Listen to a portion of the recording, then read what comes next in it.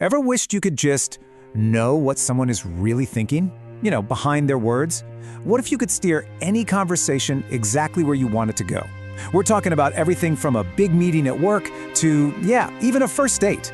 Imagine holding the keys to influence any decision without anyone even realizing you're the one turning the lock. Sounds like something out of a movie, right? But it's not. Today, we're going to pull back the curtain on some serious psychological tools.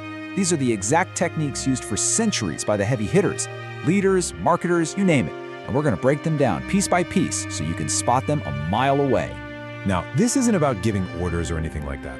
No, these are super subtle techniques. They work just under the radar, quietly nudging our behavior. And trust me, once you know what to look for, you'll start seeing them everywhere. In commercials, in politics, even just chatting with friends.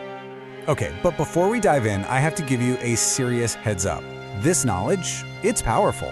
It's a tool. And just like any tool, it can be used to build things up or to tear them down. So what we're talking about today is strictly for educational purposes, okay? It's about helping you recognize these tricks so you can protect yourself. So please, don't go out and misuse this stuff. All right, you ready? Let's get into the good stuff. We're counting down 5 of the most common and powerful techniques out there. And we're going to start our countdown at number 5, the reverse trap. This one is an absolute classic, and it works so well because it taps into a really basic part of who we are as people. So this all comes down to a psychological thing called reactance. Here's the deal. Whenever we feel like our freedom to choose is being taken away, our first instinct is to push back. We want to do the exact thing we're told we can't, just to prove we're in charge of ourselves. The reverse trap, well, it doesn't just point you in a direction, it basically weaponizes your inner rebel. Just look at the difference here. If you ask directly, hey, can you do this for me? It's easy to say no. But when you frame it as a challenge, something just flips in their brain. Suddenly, it's not about doing you a favor anymore. It's about proving you wrong. Their ego's on the line and bam, all of a sudden, they're fired up to do exactly what you wanted. So, the reverse trap is all about playing with someone's need to be in control. And our next trick, coming in at number 4, also taps into that same desire, but from a totally different angle. This one is called the illusion of choice.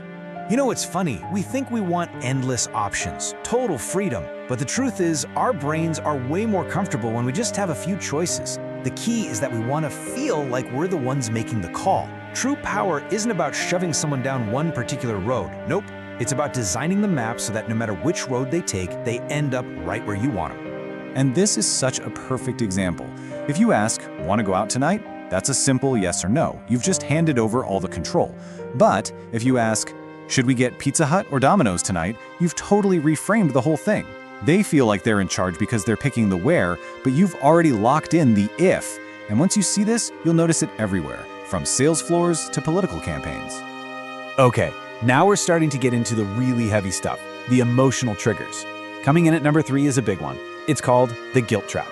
And the reason it's so effective is that guilt, man, it's one of the most powerful things that makes us do, well, anything. See, think about it.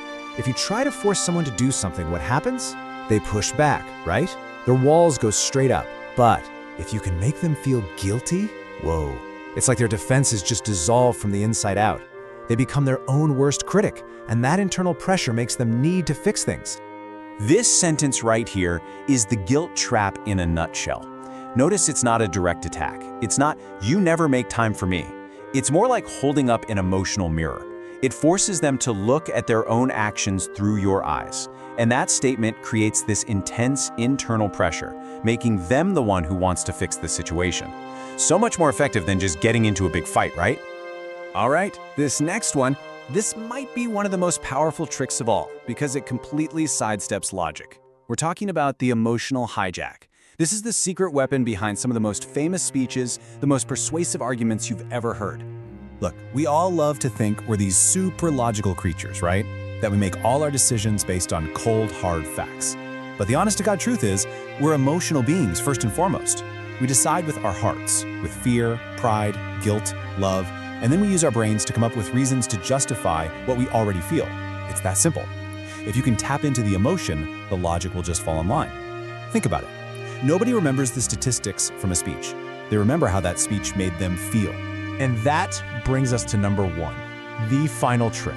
This one might seem totally backwards, completely counterintuitive, but it can flip the power dynamic in an entire room.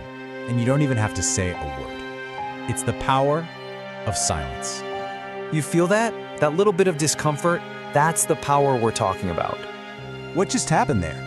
When you go quiet, the other person's brain just panics. It rushes to fill that empty space, and they fill it with their own stuff, their fears, their insecurities, their guilt. They start assuming you know way more than you actually do. And in that desperate scramble to break the awkward silence, they often end up telling you, well, everything. So, how do you actually use this? It's a simple 3-step process. First, the accusation. You make a simple, confident statement like, I know everything. Then step 2, and this is the most important part, the pause. You just stop talking, hold their gaze, say nothing. That silence builds up this incredible pressure. Their brain goes into overdrive trying to figure out what to do, and before you know it, they're spilling information you didn't even ask for, or even negotiating against themselves. And there you have it, 5 incredibly powerful psychological tricks. Look, just understanding that these things exist is the first huge step. It helps you see when they're being used on you, and of course, it helps you become a better communicator yourself. These tricks really pull back the curtain on the hidden rules of how we interact. So the big question I'll leave you with is this: now that you know the rules of the game, how are you going to play?